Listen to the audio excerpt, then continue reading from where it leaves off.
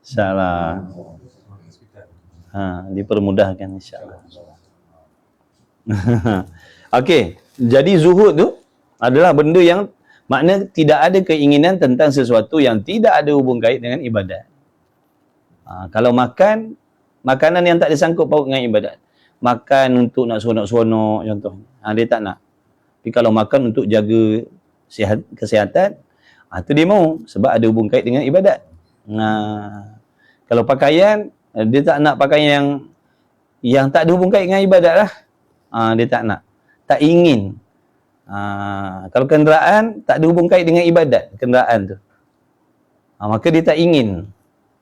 Dia tak nak menyibukkan hatinya berfikir, risau dengan benda-benda yang tidak ada hubung kait dengan ibadat.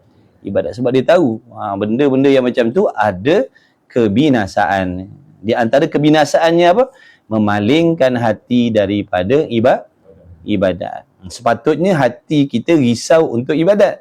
Fikiran kita risau untuk ibadat. Tapi oleh kerana tidak ada zuhud dalam hati kita tadi, fikiran kita bimbang dengan benda yang tak ada hubung kait dengan ibadat. Jadi kebinasaan itu itulah lupa ibadat lah. Bila dah dalam fikiran kita tak ada memikirkan ibadat, hati pun tak ada memikir ibadat, maka anggota pun takkan beribadat. Itulah sebabnya disuruh kita ni berzuhud dengan dunia, supaya ada ruang dan peluang untuk kita beribadat. Kerana dunia itu adalah di antara perkara yang menghalang kita untuk beribadat. Dunia itu di antara penghalang ibadat. Maka nak menyelamatkan diri daripada dunia tadi yang menghalang ibadat, perlulah ada zuhud dalam hati kita. Tak ingin, tak ada risau-risau, tak jadi masalah pun. Tengok orang ada benda-benda macam tu pun kita tak ingin. Kat orang ada pegang racun, kat tangan dia ada pegang racun, ada tak ingin ni aku rasa macam nak minum, ada? Ada tak? Asal orang tu tak bagi racun ni, asal tak bagi, rasa macam nak. Dia mikir tentang racun kat tangan orang tadi. Ada tak? Tak ada lah, sebab dia tahu benda tu mudarat bagi diri dia. Itu ibarat macam tu lah. Sebab tu dia tak hirau orang lain nak kaya, silakan. Nak mewah, silakan. Nak seronok, silakan. Sebab dia tak inginkan benda tu. Kita jangan. Kita ingin bang, cuma tak ada. Sebab tu kalau kita berhenti kat traffic light, Lamborghini parking sebelah kita, meleleh liu kita bang. Betul tak bang? Tahan dia bang, ambil selfie je bang. Dapat ambil gambar pun jadi dah bang. Makna ada keinginan. Walaupun kita tahu memang pada adat mati hidup balik pun tak dapat pakai kita macam tu. Pada adat lah. Pada akal tak mustahil besok Sultan Brunei telefon kita nak bagi 3 biji. Mustahil tak? Tak mustahil. Kata lu ni kata Tok Wakil tu ke? Hari ni saya tengah main TikTok ni, ada perasan awak lah. Rasa macam nak hadiah lah awak Lamborghini 3 biji. Apa nak mustahil ni? Mustahil lah pada adat. Tapi pada akal harus. Jadi orang yang zuhud dia tak peduli benda tu. Kau nak kaya ke lah, kau nak mewah lah. Dia tak ingin pun. Dia tak nak susah-susahkan hati dia dan anggotanya bersibuk berbimbang mencari benda yang tidak ada hubung kait dengan ibadat. Kerana nanti habis masa dia. Habis masa dia. Umur semakin pendek. Bukan umur semakin panjang. Rambut semakin putih bang kan semakin hitam.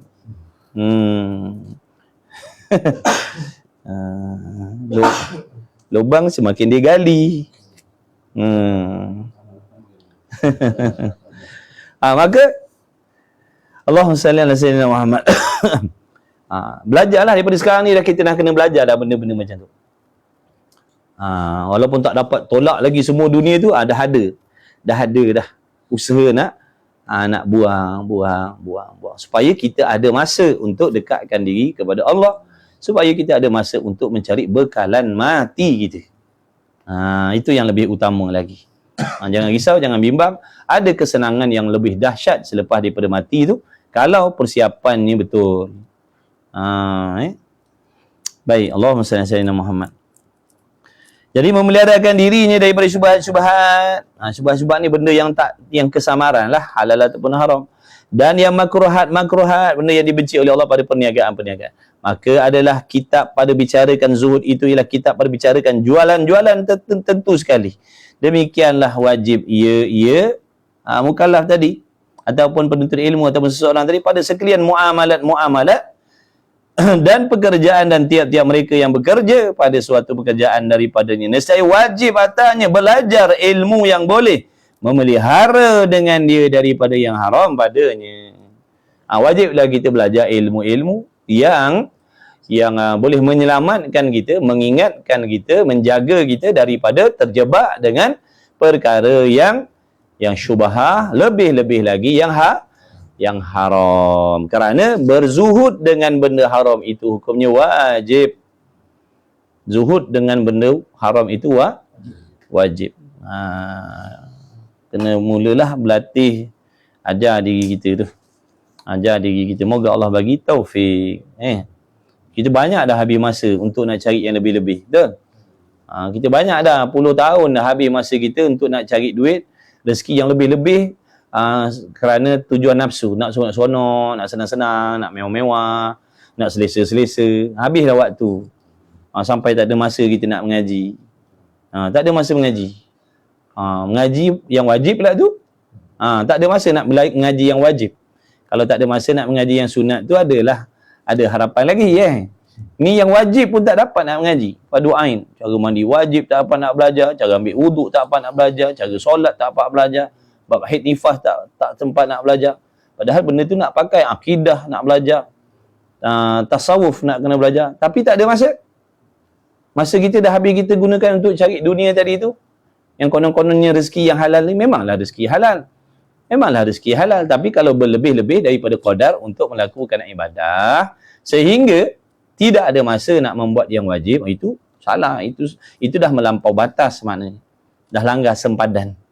Walaupun halal, kita jual sayur daripada pagi sampai ke malam, tak semayang, tak mengaji, tak tu sayur. Makna bukan benda haram. Kita tanam sendiri, kita kebun sendiri, kita berniaga. Tapi langgar benda-benda tu. Waktu semayang pun tak peduli, belajar buat solat pun tidak, sebab dia berniaga benda halal sayur tadi. Adakah dibenarkan cara macam tu? Tidak. Cara mencari rezeki, berusaha rezeki, mencari rezeki dengan cara yang demikian adalah cara yang dilarang, yang dibenci oleh Allah. Maka waspadalah kita. Dan demikian juga wajib bukan sunat ni, wajib. Apa maksud wajib? Wajib pada syarak ni benda yang tak dapat tidak. Kalau tak buat dosa. Kalau tak buat dosa dan ada ancaman azab daripada Allah. Jadi mau tak mau kita semua ni kena belajar ilmu yang boleh memelihara diri kita daripada jatuh kepada benda haram. Sekarang ni kita tahu dah. Mana kalau cari rezeki yang halal sampai langgar sempadan, hukumnya haram cari rezeki macam tu. Walaupun meniaga sayur, walaupun meniaga cincin, walaupun meniaga pakaian, walaupun meniaga apa nama lagi? Kuih. Walaupun meniaga madu, walaupun meniaga kuih, walaupun meniaga cendera mata. Langgar sempadan, tak mengaji, tak semayang, tak peduli, haram cari rezeki macam tu. Perbuatan tu haram. Perbuatan tu haram. Jadi pendapatan yang kita dapat tu tak ada berkat. Rezeki sesiapa boleh dapat rezeki, betul? Orang kafir dapat tak rezeki? Dapat, tapi dia dapat tak berkat pada rezeki? Dia tak dapat. Jadi kita nak rezeki yang berkat. Rezeki yang berkat ni dia akan mudahkan kita untuk dekat pada Allah. Itu rezeki berkat. Kalau rezeki yang tidak ada berkat, sama macam rezeki yang Allah bagi kepada orang kafir. Dia kaya, dia mewah, dia kenyang, dia ada kenderaan, dia ada rumah, dia ada pangkat, dia ada jawatan, tapi tidak mendekat, tidak menolong mereka beriman kepada Allah. Jadi kalau orang kafir dapat duit, kita dapat duit. Orang kafir tak solat, kita pun tak solat. Sama tak? Samalah. Cuma takat penalan je lah beragama Islam. Tapi cara hidupnya sama macam orang bukan Islam. Orang bukan Islam pun cari rezeki, kita pun cari rezeki. Orang bukan Islam, dia tak semayang 5 waktu. Kita pun tak semayang 5 waktu. Sama tak? Sama lah. Apa tak sama pula? Kita nak kata tak sama. Tak sama tang mana? Dia cari rezeki, kita cari rezeki. Dia tak solat, kita pun tak solat. Dia pun tak percara anak bini dia dengan halal haram. Kita pun tak percara anak bini kita halal haram. Sama tak dengan dia? Sama lah. Apa tak sama pula? Yang tak samanya dia cari rezeki, tak solat. Kita cari rezeki, solat. Baru tak sama. Dia cari rezeki, kita pun cari rezeki. Dia kaya, kita pun kaya. Dia tak peduli halal haram, kita peduli halal haram. Baru kata tak sama. Nampak tak? Cari rezeki, sama-sama cari rezeki. Dia tak peduli halal haram. Dia tak peduli nak jaga anak bini dia dari halal haram. Kita pun tak peduli anak bini kita dengan halal haram. Sama tak? Sama. Na'udzubillah min zalik. Mana perangai orang kafir tu ada pada kita. Perangai orang bukan Islam tu ada pada diri kita. Na'udzubillah min zalik. Betul tak? Cari rezeki sampai tak semayang, tak peduli halal haram. Bukankah itu perangai orang bukan Islam? Tiba-tiba kita buat juga macam tu. Sama tak? Sama. Boleh faham? InsyaAllah. Takkan tak faham ayat senang bukan? Ayat sastra. Bukan guna ayat sastra puisi ke saja. Ada ayat biasa je. Ayat muhkamah je. Bukan ayat mutasyabihat dah. Ayat muhkamah, ayat terang-terang je kita cakap. Takkan tu tak boleh beza. Orang kafir cari rezeki. Kita pun cari rezeki. Orang kafir makan minum, kita pun makan minum. Orang kafir ada kenderaan, kita pun ada kenderaan. Orang kafir pun buat rumah, kita pun buat rumah. Dia tak semayang, kita pun tak semayang. Dia tak semayang waktu. Silap dia semayang cara dia tu, kita tak semayang.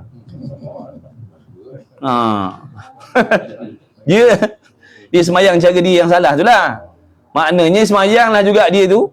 Dia ingatlah juga di pegangan yang sesat dia tu. Kita yang duduk dalam pegangan yang betul ni pula tak peduli pula dah. Nampak. Jadi kan, tak sepatutnya lah gitu. Kena adalah beza. Sebab itulah Allah kehendak lahirkan kita ni di kalangan orang Islam. Supaya ada perbezaan di antara kita dengan yang bukan Islam. Supaya ada perbezaan. Mudah-mudahan Allah bagi taufik. Memang kita manusia ada salah silap. Tapi jadikan kesilapan tu sebagai anak tangga untuk kita semakin maju dekat dengan Allah. Jangan jadikan dia sebagai penghalang. Jadikan dia sebagai asbab menimbulkan keinsafan, kesedaran pada diri kita. Apa faedahnya kita lahir di atas dunia ini sebagai umat Islam, tapi cara hidupnya sama macam bukan Islam? Apa faedahnya jadi orang Islam? Kan? Jadi macam kita tak bersyukur, tak berterima kasih kepada Allah.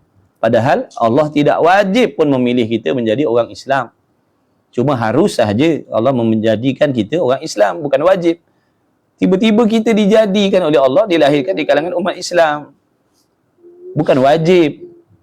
Makna tak salah kalau Allah Ta'ala nak lahirkan kita ni di kalangan orang kafir. Tak salah pun. Bukan wajib bagi Allah Ta'ala. Dah, harus bagi. Tiba-tiba kita dapat nikmat iman dan Islam. Sepatutnya kita kata, Ya Allah, betapa bertuahnya aku. Kau selamatkan aku daripada kekufuran. Daripada lahir lagi, kau dah selamatkan aku dah. Alhamdulillah. Jadi kena berterima kasih dengan Allah. Dan demikian juga usaha berhijrah. Usaha berhijrah, belajar agama, fahamkan dan amalkan sikit demi sedikit. Gali perlahan-lahan, jangan gojoh. Jangan gelojoh. Jangan gopoh. Gali perlahan-lahan. Cari ilmu. Kemudian usaha amal, cari lagi usaha amal. Jangan gelojoh. Sebab agama ni padat, agama ni padu, agama ni mantap.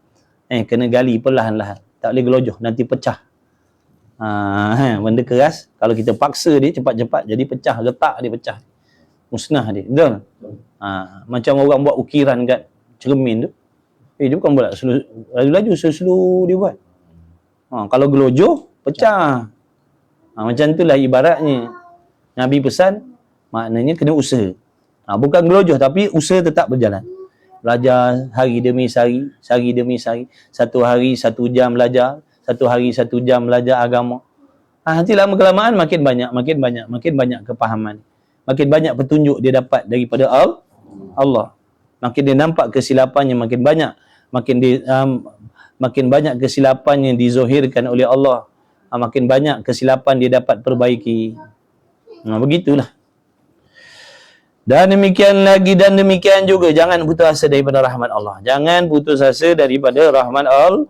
Tidak mustahil kita jadi orang yang baik sisi Allah. Tidak mustahil. Siapapun sekarang ni ada botol arak di tangan dia, tidak mustahil dia menjadi kekasih Allah. Selagi dia tak mati, selagi itu dia berpeluang untuk menjadi kekasih Allah. Tapi kena usahalah. Usahalah. Gunakan akal, belajar, perbaiki, begitu. Jangan bertawakal, serah kepada Allah tanpa usaha, jangan. Kena usaha belajar, usaha baiki, usaha taubat. Macam tu. Ngaji fardu ain, yakin pada Allah, harap dengan Allah. Kemudian katanya, dan demikian juga wajib atasnya ilmu kelakuan hati. Kena belajar. Wajib belajar ilmu kelakuan hati. Hati kita ni ada perangai, hati kita ni ada kelakuan sama macam Zohir. Zohir kita ni ada kelakuan. Ada yang gopoh, ada yang gelojoh, ada yang sopan, ada yang menggelabah tak tentu pasal, ada yang tenang pergerakan dia. Hati pun macam tu. Hati pun macam tu. Ada hati yang kucak kacir, ada hati yang menggelabah, ada hati yang tenang, ada hati yang takut tak tentu pasal. Maka wajib kita belajar kelakuan hati. Daripada mana? Contohnya tawakal. Tawakal, menyerah diri kepada Allah, bukan menyerahkan kepada usaha dan ikhtiar. Tawakal bermaksud hatinya tidak bergantung sama sekali dengan apa yang dia usahakan. Hatinya tidak meletakkan walau sedikit pun kepercayaan kepada selain Allah itu boleh memberi sesuatu. Walaupun pada zahirnya dia berniaga daripada pagi sampai ke petang. Orang kata dia cari rezeki. Padahal hatinya sedikit pun tak percaya dengan perniagaan dia yang memberi rezeki. Hatinya bergantung dengan Allah yang memberi rezeki banyak ataupun sedikit. Walaupun zahirnya berusaha mencari rezeki. Itu maksud tawakal. Dia tak risau rugi. Dia tak risau rugi. Sebab dia tahu dah rezekinya telah diatur oleh Allah. Yang dia buka kedai daripada pagi sampai petang tu asbab yang tak boleh memberi kesan sama sekali. Nampak tak? Jadi dia tak risau rugi, dia tak risau tak laku. Sebab apa? Hatinya bergantung dengan Allah. Hatinya bergantung dengan Allah. Allah yang memberi rezeki banyak ataupun sedikit. Tapi dia berniaga macam biasa. Tapi hati tak bergantung dengan perniagaan dia. Nampak tak tu?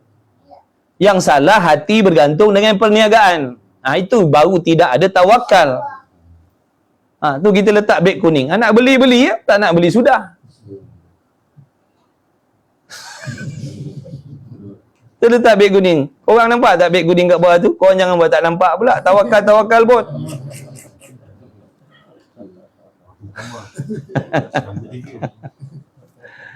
Contoh macam tu. Yang penting jangan hatinya bergantung dengan usaha tu. Kerana hakikat yang memberi rezeki adalah Allah. Hakikat yang menggerakkan hati tu datang, orang datang ke kedai kita nak berurusan dengan kita, Allah. Nampak tak? Bukan bermaksud tawakal itu meninggalkan usaha, bukan. Itu orang jahil. Orang yang jahil faham tawakal itu bermaksud tinggalkan usaha. Duduk gitu.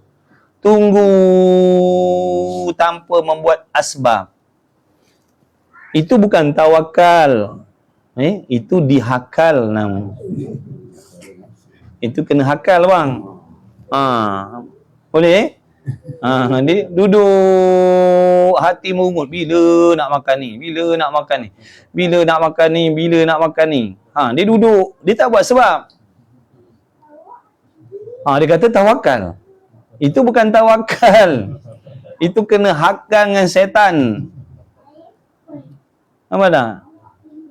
Dan memang ada satu martabat manusia memang dia tak usaha. Hatinya bulat, serah pada Allah. Tapi dia tak macam tadi, mungut. Kekejap jengah orang. Tak ada pun orang datang bagi.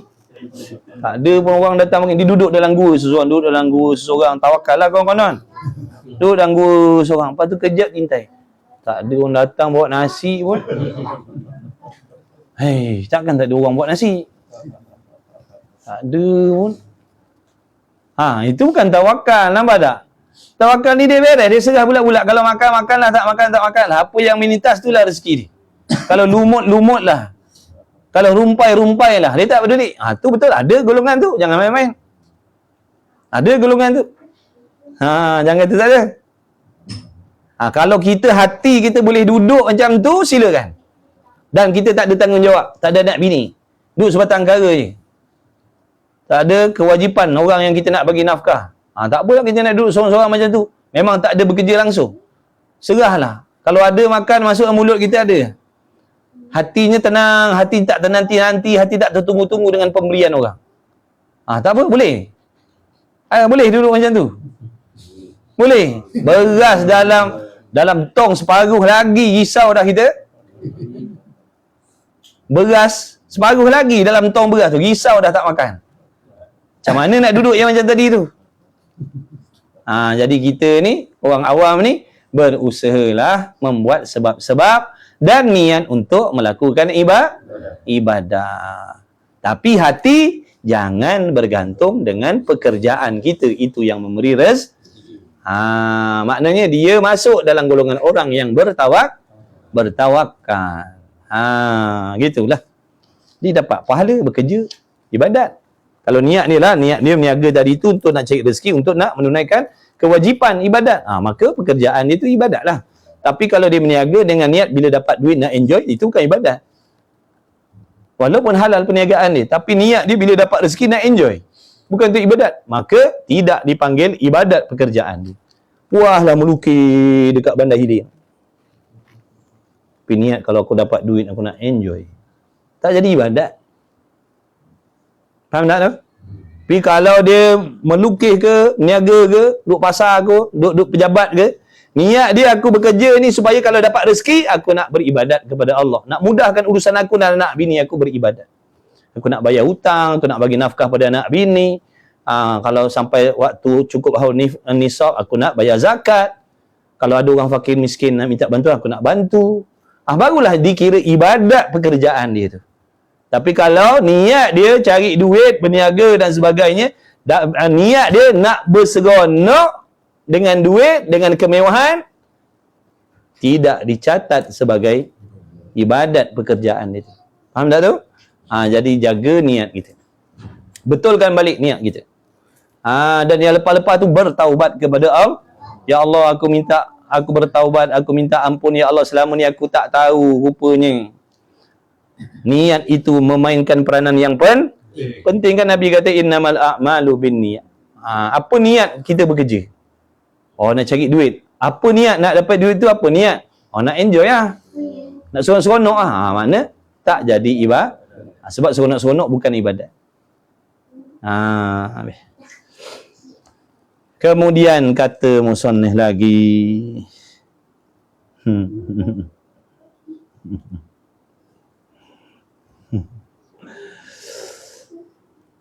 Dan demikian juga wajib atasnya ilmu kelakuan hati. Tawakal contohnya yakni berserah kepada Allah Ta'ala akan pekerjaannya, dan inabah yakni inabah ni yakni kembali kepada Allah Ta'ala. Taubat inabah ni. Inabah ni mana kembali kepada Allah, kembali balik, patah balik, U-turn balik kepada taat. Bila kita buat maksiat, patah balik ke jalan taat. Setiap kali jatuh dalam maksiat, U-turn balik. Setiap kali buat maksiat, U-turn balik. Itu mana? Inabah tadi. Kembali kepada Allah. Jangan teruskan maknanya perjalanan yang maksiat tadi tu. Kerana kita ni bila jatuh dalam dosa, sama ada dosa kecil ataupun dosa besar, ibaratnya kita dah menyimpang daripada jalan yang utama, jalan lurus tadi. Yang kita minta tu. Ihdinas siratal mustaqim, jalan lurus tu. Jalan Islam tu tadi. Bila kita buat dosa ya, buat maksiat, sama ada dosa hati ataupun dosa anggota, sesungguhnya kita dah menyimpang, dah tergelincir dah. Dah tak duduk atas rel lagi dah. Dah tak duduk atas rel lagi dah. Dah tergelincir dah. Maka cepat-cepat kembali balik. Duduk balik atas landasan tadi. Itu maksud kembali tadi, taubat. Taubat kepada Allah, menyesal bersalah, meminta ampun dengan Allah, lepas tu duduk balik kat jalan yang jalan asal tadi, jalan utama tadi. Sebab inabah ni kembali ataupun taubat ni adalah kelakuan hati. Taubat ni kelakuan hati, bukan kelakuan lidah. Bukan kelakuan lidah bang. Taubat bukan kelakuan lidah. Atas motor kita boleh taubat. Dalam kereta boleh kita taubat. Dalam solat kita boleh bertaubat. Istighfar dengan lidah. Kadang-kadang lidahnya istighfar tapi dia bukan taubat. Taubat ni kelakuan hati. Ada syarat dan rukun-rukun dia. Baru panggil taubat. Walaupun mulutnya tak bercakap apa. Istighfar pun tidak. Bismillah pun tidak. Tapi apabila ada benda-benda tu dalam hati dia, dia adalah orang yang bertaubat kepada Allah. Belajar bab taubat sana. Sebab tu dia kata tadi, wajib belajar ilmu kelakuan hati. Belajarlah. Ada je.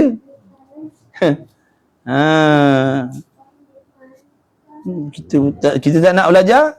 Nak belajar benda lain ni. Jadi belajar. Belajarlah. Semua nak kena belajar bang. Kita nak kena belajar. Kita dah belajar lah ni.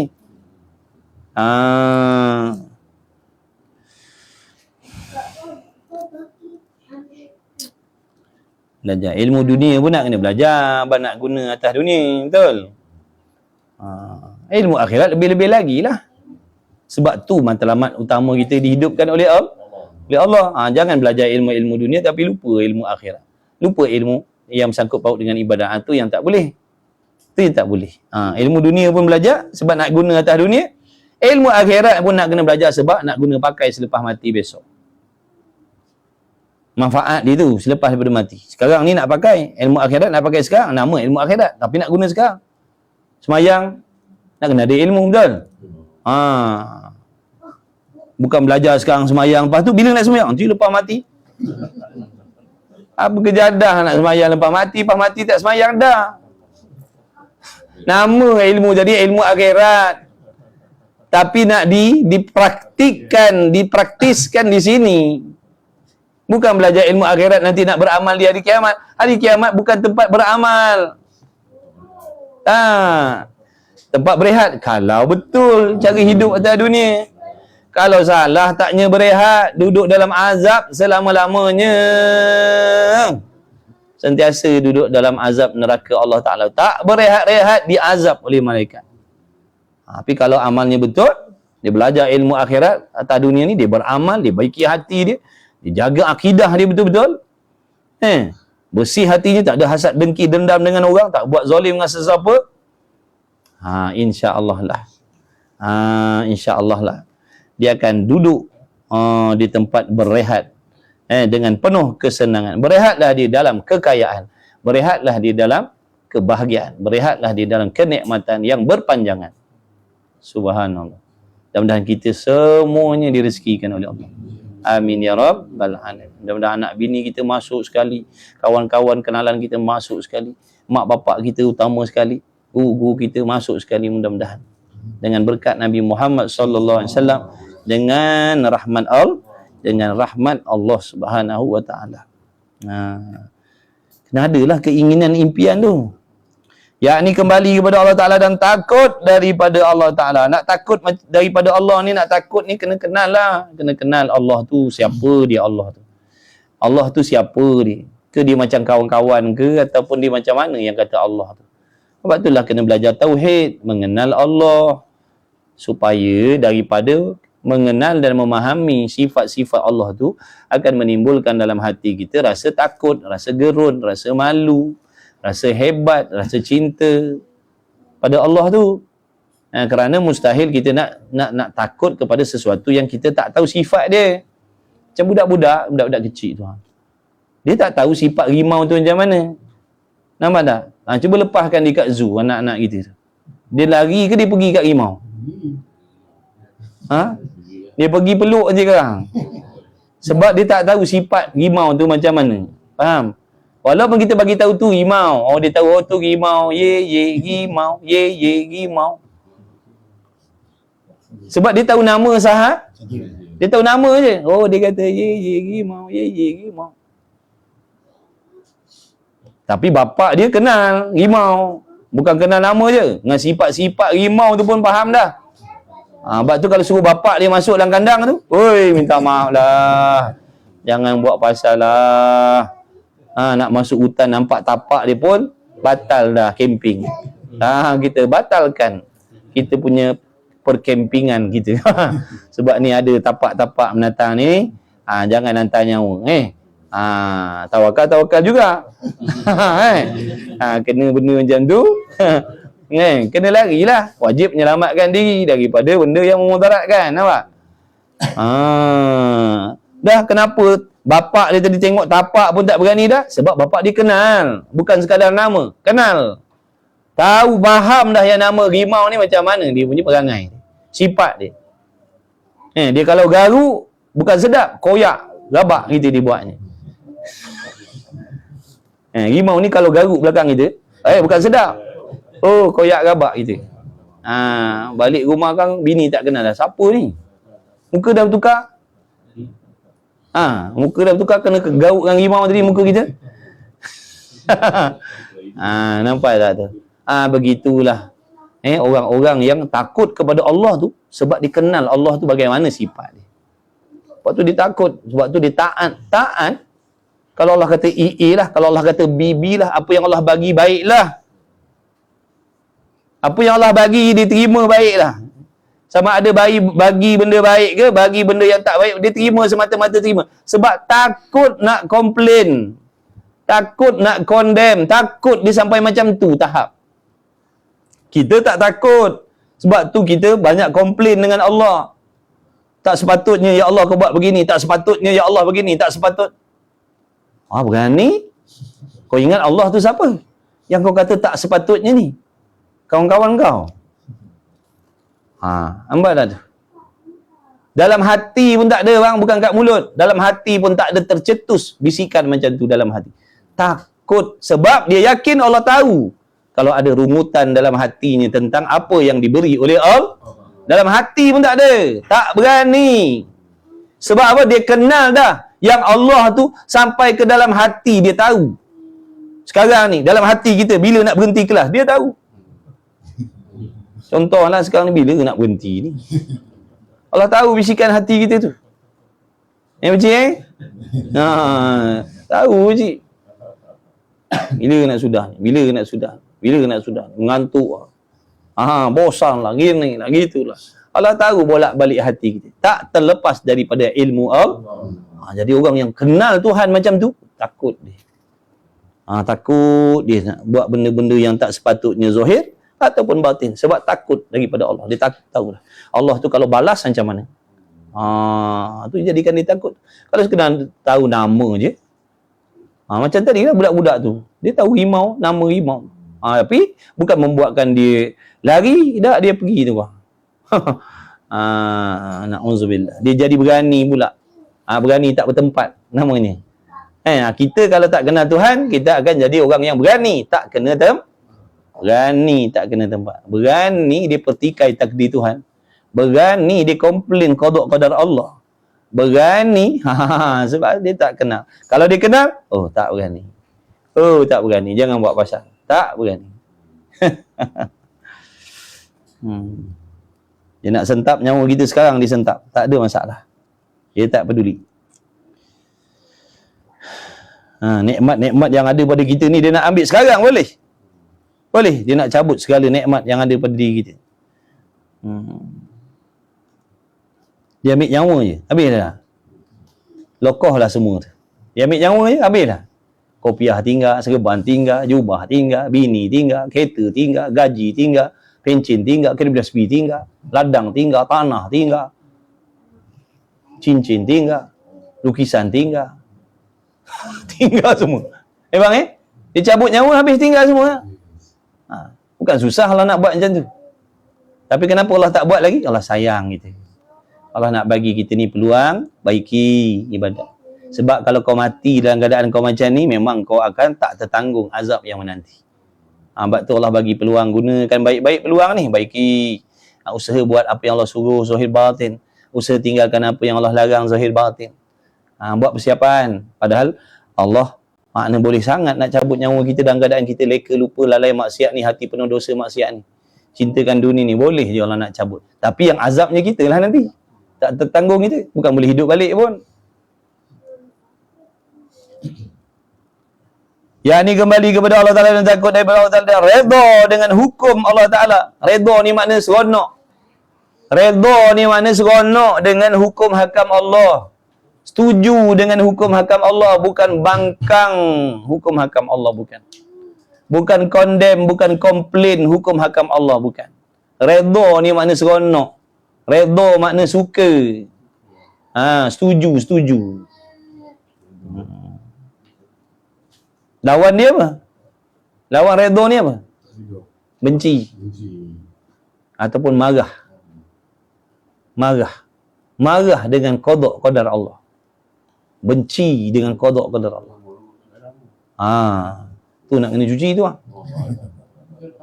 Dia datang setan. Setan akan datang bisikan macam tu. Sebab tu kena ada ilmu lah nak tendang setan tu. Nak tolak tu semua dengan ilmu. Kalau tak ada ilmu nak tolak macam mana bisikan setan dalam hati kita tu? Nak tolak dengan apa? Tak ada ilmu nak tolak dengan apa? Ambil je lah. Bukan tolak. Telan je lah. Nampak tak? Tak ada penjaga ilmu. Tak ada ilmu yang nak jaga kita. Yang jadi asbab. Boleh menyelamatkan kita daripada macam-macam bisikan jahat dalam hati. Tapi bila ada ilmu, dia boleh tendang. Dia boleh tendang. Dia boleh tolak. Dia boleh tepis walaupun datang bisikan tu. Maka selamatlah dia. Kalau tak ada ilmu, apa yang dibisik oleh syaitan, dia telan. Bila telan, kena. Habislah. Dibencilah oleh Allah. Contoh datang bisikan syaitan kata apa? Allah ni tak adil buat aku macam ni. Dia tolak sebab dia ada ilmu. Mustahil. Allah Ta'ala maha adil. Allah Ta'ala tak pernah buat zalim pada hamba dia. Pasti ada hikmah Allah jadikan begini. Lagipun aku ni banyak dosa. Memang padan patut pun Allah bagi aku macam ni. Selamat tak dia? Selamat. Tapi kalau syaitan bisik ni tak patut Tuhan buat begini. Lah memang tak patut lah. Tu kena lah tu. Habis dah tu. Na'udzubillah. Dan takut Allah Ta'ala dan redha dengan hukum hakam Allah Ta'ala dan qada'nya. Kerana bahawasanya ilmu ini jatuh ia pada sekalian kelakuannya hamba.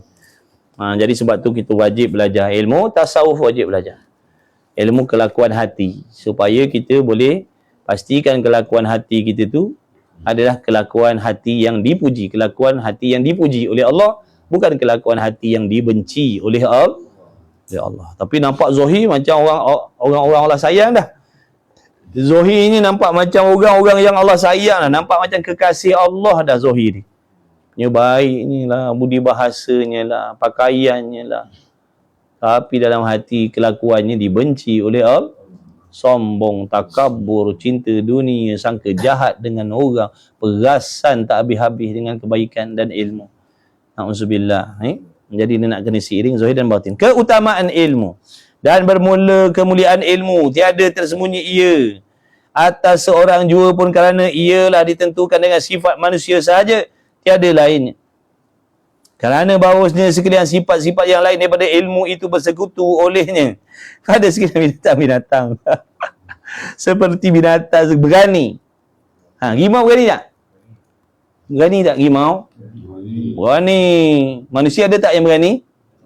Ada. Itu bersekutu. Sama-sama. Rimau berani, kita pun berani. Tapi rimau ngaji tak tauhid? Rimau tak ngaji. Rimau ngaji ikhlas tak? Tak ngaji. Tapi kita ngaji tak ikhlas? Kalau tak ngaji sama macam rimau. Kalau kita tak nak ngaji sama lah macam rimau. Sebab sifat yang lain sama dah. Rimau makan tak? Makan. Kita? Kita makan? Makan. Sekejap lagi tak ada nampak pun makanan ada. Biasa ada nampak. Ada bawah. Rimau makan, kita makan. Tidur, rimau tidur tak? Tidur, kita dalam kelas, kita tidur. Rimau ada tidur dalam kelas?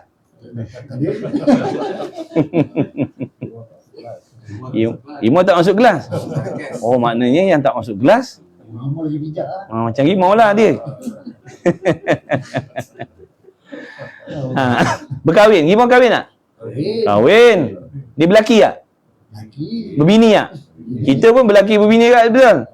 Jadi sifat-sifat lain sama macam binatang je kita. Perasan ke tak perasan?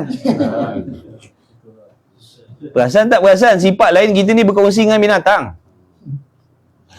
Ketua keluarga binatang tadi, dia cari makan tak? Rimau, dia keluar cari makanan untuk anak bini dia. Burung-burung terbang pergi cari makanan. Anjing babi pun macam tu, dia cari makan juga. Jadi sifat tu sama macam kita. Yang membezakan kita ni dituntut supaya apa? Menuntut ilmu, beribadah. Itu yang membezakan kita dengan binatang. Tapi kalau waktu hidup atas dunia ni, kita tak ada buat benda-benda tadi, tak semayang, tak mengaji, tak kenal Tuhan, jadi tak ada beza dengan binatang. Memang tak ada beza lah, dah makan sama, minum sama, bini beranak sama macam binatang. Kalau kita tengok lembu kembau duduk atas surau ngaji tauhid, ini pelik.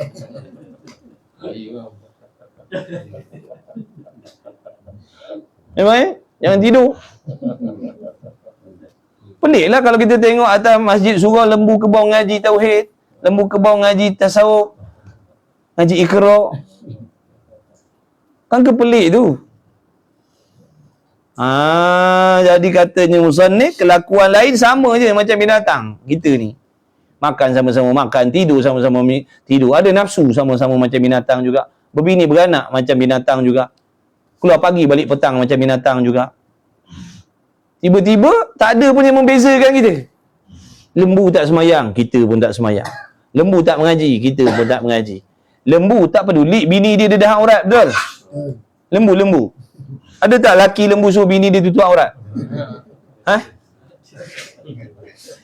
Ada tak ni, siapa nama? Syukri. Laki lembu, laki dia tu, ketua dia tu dalam kandang tu, dia ada tak suruh bini dia tutup aurat? Ada? Tak ada. Dah kalau kita sebagai suami tak suruh bini kita tutup aurat, sama tak macam lembu dalam kandang ni? Sama. Takkan tak sama? Sama lah. Laki tu, lembu tu, ketua dia tu, dia tak suruh bini dia mengaji, tak peduli bini dia telanjang bogeh. Kita pun sama, tak peduli bini kita telanjang bogeh, pakai ketat-ketat. Sama tak macam lembu? Sama perangai kita. Sebab tu kita atas dunia ni mau tak mau kena buat sesuatu yang membezakan kita dengan binatang. Sama lah ada lelaki, perempuan, sama je.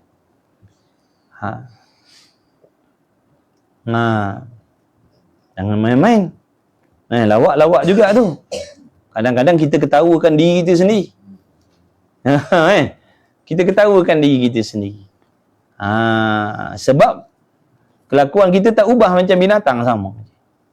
Kalau sekadar makan, kalau sekadar nak kenyangkan perut, sama macam binatang. Kalau nak mewah dengan makanan, sama macam binatang.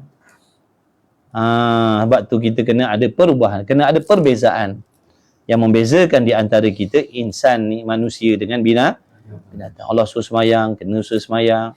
Allah suruh belajar agama, kena belajar agama. Barulah ada perbezaan di antara kita dengan binatang. Sebab tu Allah Ta'ala sebut sindir dalam Quran. Sebut dalam Quran sana, manusia ni ada kalanya, ada ketika dia lebih hina daripada lebih hina lagi daripada binatang.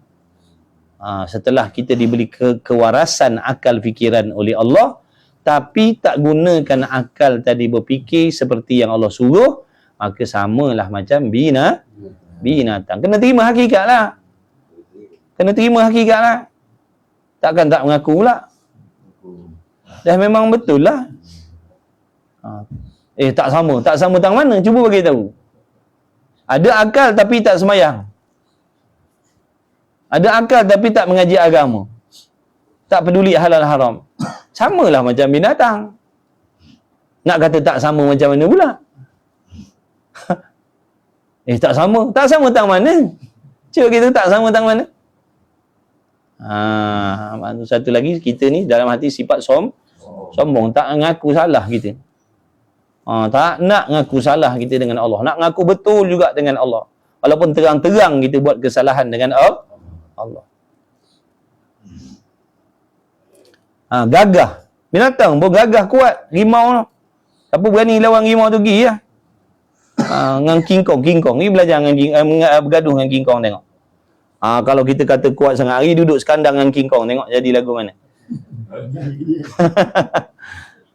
Gorila. Hari duduk dengan gorila tengok. Dia pun berani, kita pun berani. Jadi tak ada beza kalau setakat berani. Binatang pun berani. Murah. Maknanya kasih sayang tu. Murah kasih sayang. Binatang pun murah kasih sayang. Babi dia bagi makan tak anak bini dia? Dia nyusukan tak anak-anak dia babi tu? Dia bagi susu, dia tak ada buang anak dia dalam tandas. Babi ada buang anak dalam tandas? Setelah dikenal pasti, mengikut rakaman CCTV, seekor babi serta pasangan dia membuang ketujuh anaknya di dalam lubang tandas. Mana ada yang buat kerja tu manusia. Dah buat dosa tak nak bertanggungjawab. Berapa kali dosa tu? Dosa zina lain, dosa membunuh lagi. Silap-silap yang perempuan tu pula dibunuh pula. Dah berapa kali bunuh dah. Tu manusia. Sebab tu betul lah Allah kata manusia ni kadang-kadang lebih teruk daripada binatang. Babi pun tak buat kerja macam tu. Anjing pun tak buat perangai macam tu. Tapi manusia sanggup buat benda yang macam tu. Betul lah Allah kata. Takkan nak kata salah pula. Betul lah. Memang manusia ni satu tahap satu tahap lebih hina daripada binatang lagi. Akbar. Na'udzubillah min zalik. Kita ada lagi kesempatan. Ada lagi kesempatan untuk baiki diri kita masing-masing. Jangan putus asa daripada rahmat Allah. Walaupun sekarang ni contoh fardu takdir di tangannya masih lagi ada botol arak, ada gelas arak, tak mustahil dia menjadi kekasih Allah. Dengan syarat dia nak usaha sungguh-sungguh. Usaha ikhtiar sungguh-sungguh menuntut ilmu, baiki, taubat. Insya-Allah dia akan jadi kekasih Allah. Walaupun sekarang ni fardu takdir lah yang dalam ramai-ramai yang mendengar ni, na'udzubillah lah.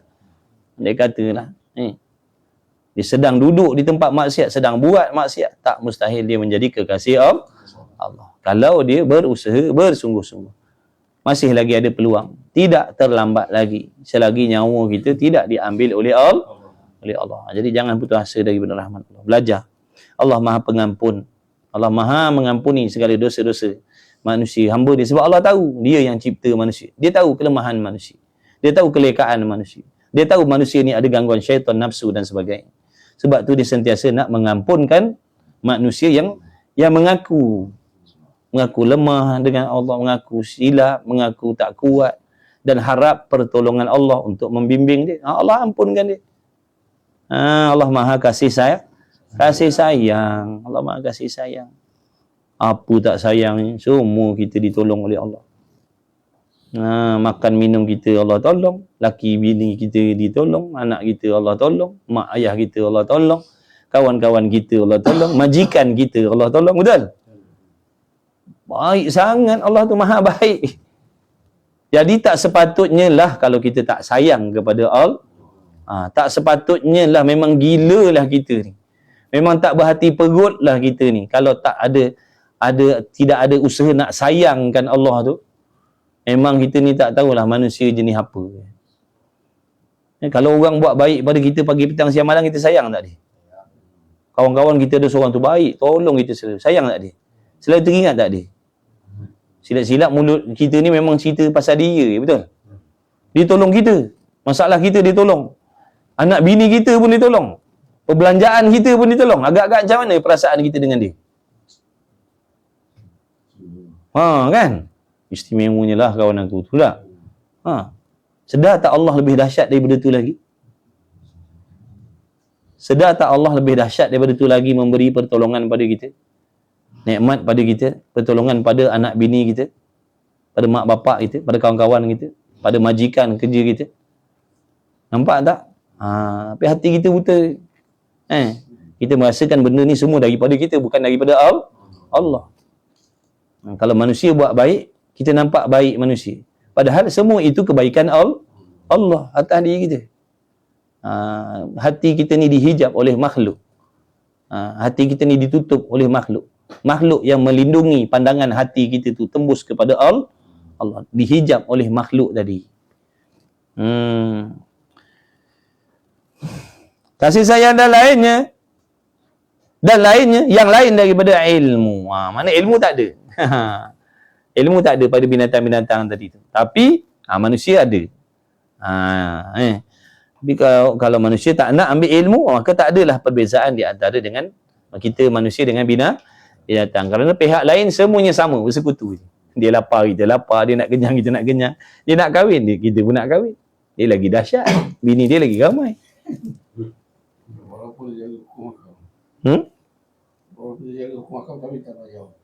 Nak jaga hukum hakam macam mana? Tak ada ilmu. Macam mana dia nak jaga dosa pahala sedangkan dia tak ada ilmu tentang dosa pahala? Nak jaga hukum hakam kena tahu dulu hukum hakam.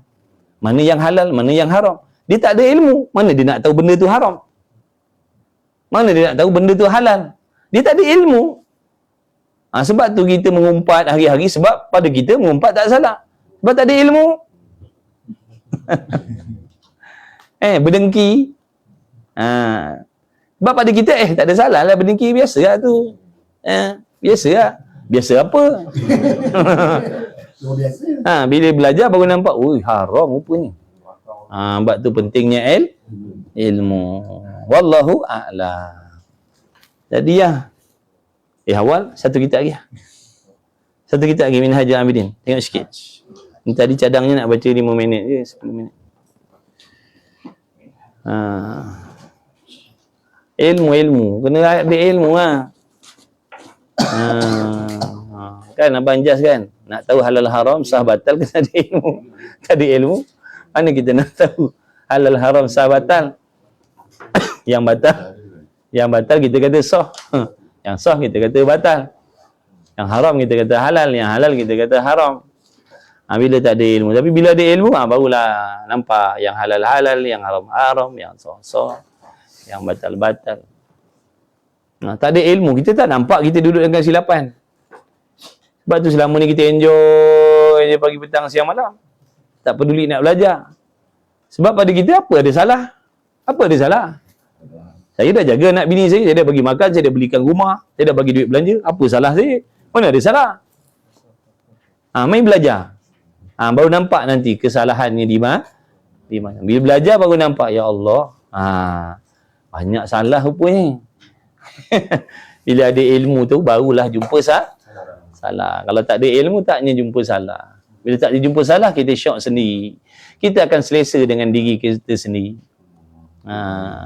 Tu bahaya kalau tak ada ilmu. Maksud apa? Tengok kalau boleh baca. 87, 10 minit, 15 minit. Perenggan. Maka apabila engkau berpalak-palak akan ibadat, haknya ibadat, dan engkau dapat manis munajatnya, dan berjinak-jinak engkau dengan kitab Allah Ta'ala, dan engkau membimbangkan yang demikian itu daripada makna meninggalkan segala makhluk, nescaya liar, yakni tak mahu engkau daripada bertaulan dengan mereka itu makhluk dan perkataan mereka itu. Kau akan bosan dengan perkataan manusia. Ni cerita apa ni? Cerita apa ni uzlah hari tu tak? Tak habis lagi cerita. Jadi kalau kau bersibuk berbimbang dengan ibadat, menunaikan hak-haknya ibadat, ibadat ni ada hak dia. Tu dah tadi, kena tahu yang sahnya, yang batalnya, yang wajibnya, yang sunatnya. Dia ada hak-hak ibadat. Sembahyang tu ada hak dia. Dia tak boleh buat sembahyang sebarang. Dia ada hak dia sembahyang tu. Macam mana cara nak buatnya, ada hak dia. Apa rukun-rukun dia, ada hak dia. Bukan boleh main hentam, main belasah aja. Tutup aurat, ada hak dia. Bukan boleh main tutup aja. Bukan boleh main palut je. Macam nangka. Nangka pun palut ke?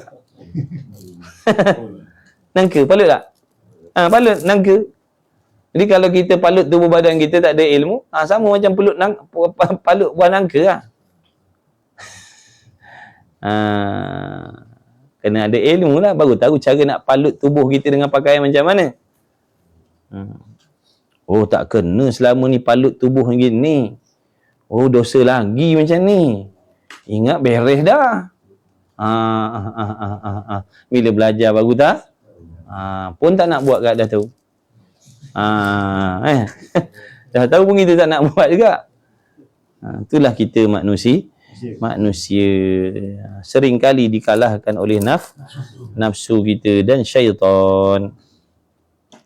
Jadi apabila hamba tu tadi bersibuk berbimbang akan ibadat, menunaikan hak-haknya ibadat, dan engkau dapat manis munajatnya, dapat kemanisan, dapat syok berhubung, berkhidmat dengan Allah tu. Di ibadat ni dia ada syok dia. Bagi orang-orang yang Allah bagi, dia dapat rasa seronok ibadat. Dia tak rasa bosan macam kita ni. Di ibadat dia jadi seronok. Tu yang menjadikan dia istiqamah tu. Sebab bila benda tu seronok, dia akan nak buat selalu. Itulah orang-orang tu, bila Allah dah bagi dia rasa seronok ibadat, dia nak buat selalu, nak buat sentiasa, nak buat ulang-ulang, lepas buat. Sebab dia ada rasa seronok situ. Kita tak dapat. Kita tak dapat lagi benda-benda macam tu. Ni dengar cerita je. Jadi orang-orang yang dah dapat diberi oleh Allah rasa lazat, rasa seronok, manis munajatnya, bermunajat, berhubung dengan Allah, berjinak-jinak dan berjinak-jinak engkau, makna mendekatkan diri dengan kitab Allah Ta'ala, dengan Quran. Suka baca Quran, dia baca Quran pun dia ada rasa seronoknya. Tak baca tak boleh, mesti nak baca. Sebab dia dah ada rasa seronok. Dia dah ada rasa seronok. Tak baca tak boleh, mesti nak baca. Macam mana rasa seronok baca Quran? Wallahualam, tak tahu. Sebab kita tak rasa. Kita seronok main handphone. Kita seronok main handphone. Itu kenyataan. Itu memang yakinlah. Kita rasa seronok main handphone. Seronok baca Quran tak ada. Seronok semayang tak ada. Seronok mengaji tak ada. Ni pun paksa ni. Ni pun sekata orang entah je ke tidak ni, tak tahulah. Jangan-jangan handphone je yang on, orangnya tidur. Dah kalau yang depan-depan pun tidur, yang depan mata pun tidur, yang jenis online ni mana lagi kita tak nampak dia. Hampir sangka baik dah. Dia orang ni jaga semua, mana ada tidur. Orang semua semangat dia orang mengaji, masya-Allah, tabarakallah. Betul kita Allah temukan dengan kawan-kawan yang baik-baik, yang bagus-bagus, semangat nak dekat diri dengan Allah. Ada ni nampak. Jangan kata tidur ada ni yang kat tangan tu. Mana kita nampak? Allah, barakallahu fikum. Bagus-bagus. Yang depan-depan bertidur. Jangan main-main. Alhamdulillah. Tidur-tidur pun dalam majlis ilmu. Malaikat catat. Punya bersungguhlah hamba ni daripada pagi sampai petang cari nafkah, penat. Malamnya ngaji sampai terlelap-lelap. Ya Allah. Allah kira semua. Allah kira semua. Penat, letih, lesu, lelah. Kira. Allah kira semua. Jangan risau. Allah kutip semua. Tak tinggal satu. Kalau Syam tak kerja? Syam tak kerja? Duduk rumah je. Lagi untung dia. Dah duduk rumah tak bekerja. Tapi malam dia mengaji pula. Tapi dia yang tidur daripada orang lain. Nak kira berehat, dia dah banyak berehat. Macam-macam lah kelakuannya. Ya? Tak apa, asalkan belajar lah. InsyaAllah. Bagus-bagus, kalian bagus semua. Nampak dah tu. Ada yang dah syahid. Tak apalah. Allah kira punya bersungguh. Kalau dia tak nak baik daripada tadi, dia tak tengok. Baik, tidur je. Beres. Apa, bosan lah. Ada kelas-kelas aku dah letih lah. Kerja siang tadi. Wah, apa? Baik aku tidur lah. Tapi tak, bila Allah Ta'ala pilih orang tu, Allah nak jadikan dia kekasih Allah. Allah nak suruh dia dekat dengan Allah. Allah bagi dia taufik. Letih-letih pun Allah bagi taufik. Duduk dalam majlis ilmu. Terlelap-terlap. Dah Allah sayang. Alhamdulillah. Punyalah kasih sayang Allah atas kita. Nampak tak tu? Ke tak rasa lagi kasih sayang Allah atas diri kita? Apa yang kita sedang apa yang Allah sedang bagi pada kita ni, ni sekarang ni duduk dalam majlis ilmu ni, telinga kita dengar ilmu ni, lebih mahal daripada dunia dan isinya lagi. Lebih mahal daripada pangkat jawatan lagi. Lebih bernilai daripada harta kekayaan lagi ni yang sedang kita dapat daripada Allah ni. Taufik duduk dalam majlis ilmu. Alhamdulillah. Kena ingat ni semua daripada Allah. Allah sayang kita. Allah sangat-sangat sayang pada kita. Kita yang tak faham Allah sayang kita. Kita selalu jahat sangka dengan Allah. Padahal Allah tak pernah pun buat zalim dengan kita. Kita selalu jahat sangka dengan Allah. Kata Allah tak baik lah, Allah tak kena lah, Allah berat sebelah lah, Allah zalim lah. A'udzubillah.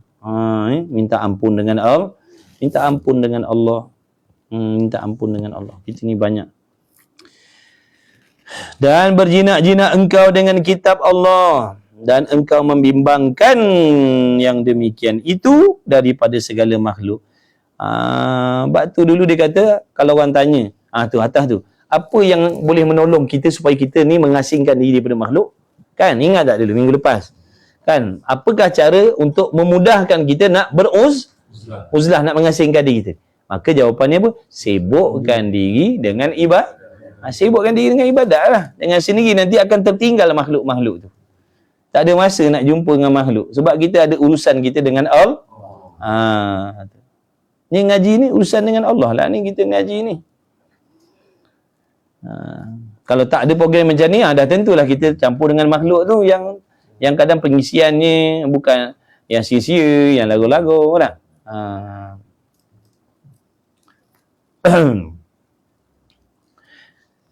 Dan engkau membimbangkan itu daripada segala makhluk. Mana kau tinggalkan segala makhluk? Sebab kau sibuk dah. Fikiran kau sibuk nak ibadat, fikiran kau sibuk nak mengaji, fikiran kau sibuk tentang dosa, fikiran kita sibuk nak membersihkan hati daripada dosa. Dah, bila masa nak fikirkan manusia? Bila masa nak fikirkan manusia tadi? Tak ada masa lah nak fikirkan manusia. Sebab fikiran kita ni sibuk memikirkan ibadat. Nampak? Dengan sini dah terasing dah tu. Ulama ajar siap dah. Nescaya liar mana tak mahu engkau daripada bertaulan dengan mereka itu dan perkataan mereka itu. Dengan sendiri kau tak nak. Hati kau dah tak nak dah.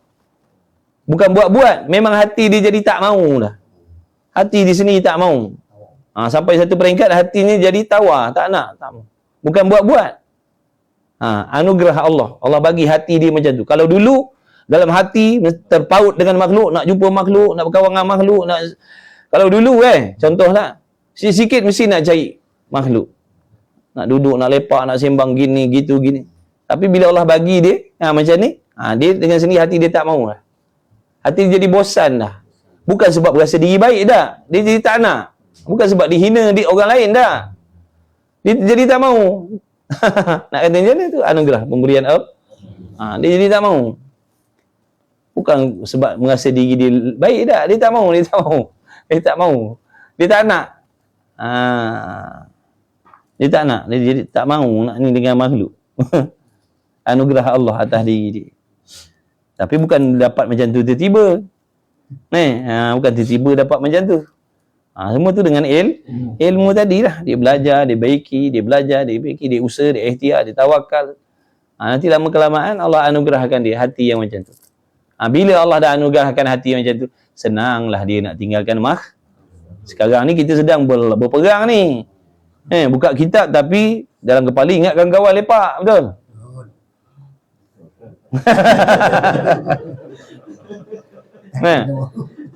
Kita depan mata tapi hati, uish ni lepak. Kawan-kawan ni tengah lepak kat Tom Yam ni. Dia orang tengah pergi ride mana-mana ni. Oh, seronoknya lah hai. Macam itulah contohnya.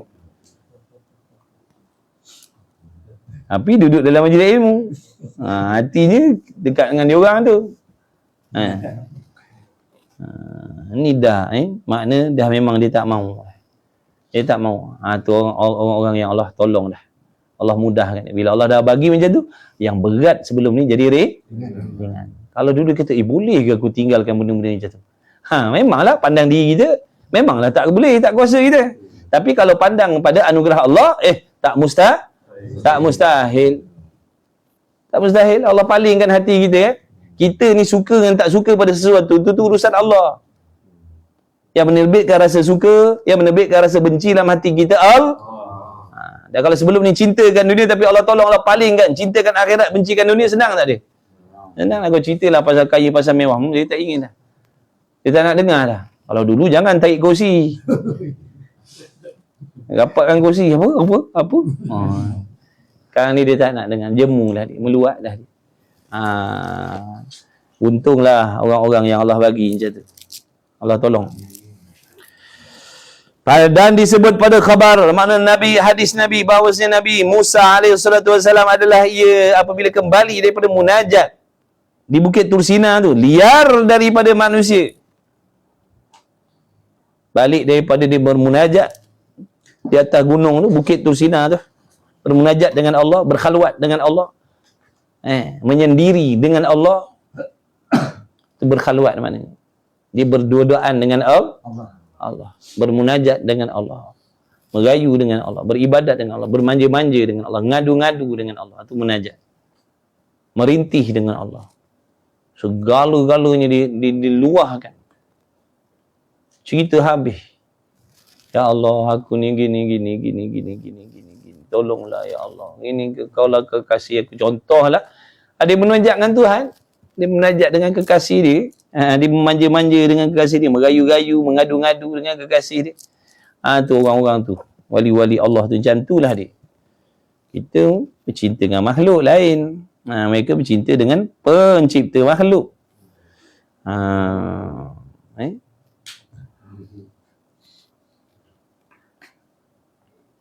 Jadi bila Nabi Allah Musa balik daripada munajat dia, liar daripada manusia, adalah ia menjadikan dua jarinya dalam dua telinga. Dia tutup lubang telinga dia supaya jangan mendengar perkataan mereka itu makhluk padanya. Pada yang demikian, waktu itu seperti suara himar. Pada waktu tu, perasaan dia dengar suara manusia ni macam suara keldai. Seburuk-buruk suara keldai. Seburuk-buruk suara keldai. Tak ada dah suara lebih buruk benda tu lagi. Kau ni menyanyi macam suara keldai ya. Contohnya. Mana sehabis-habis buruk lah tu. Tak ada dah buruk lagi. Johan lah tu, dia Johan. Johan suara paling buruk sekali. Macam keldai. Kalau suara kau ni macam kambing, okey lagi. Sebab suara kambing bukan seburuk-buruk suara. Suara kau ni macam katak lah suara. Okey lagi katak daripada keldai. Nampak tak tu? Suara keldai yang paling buruk sekali. Makna pada waktu tu manusia ni, perkataan ni, cakapan macam suara keldai pada waktu tu. Tak suka nak dengar, benci nak dengar, tak ada kepentingan nak dengar suara manusia ni. Sampai peringkat macam tu. Balik daripada dia munajat dengan Allah. Tapi memang betul. Kalau orang tu betul-betul jaga pemakanannya, jaga pandangan matanya, jaga telinga dia, betul-betul dia jaga dengan puasanya, memang dia tak boleh masuk dah dengan manusia. Dia akan jadi macam tu. Dia jadi takut. Nak duduk kat luar, nak jumpa dengan orang, dia jadi takut. Sebab hatinya, waktu tu hatinya terlalu bersih dan sensitif dan dengan dosa. Sungguh. Kita dulu Waktu dulu lah ni cerita lah, cerita lah. Nak cerita, nak katakan memang betul benda tu. Kalau kita buat betul-betul, memang kita akan rasa macam tu.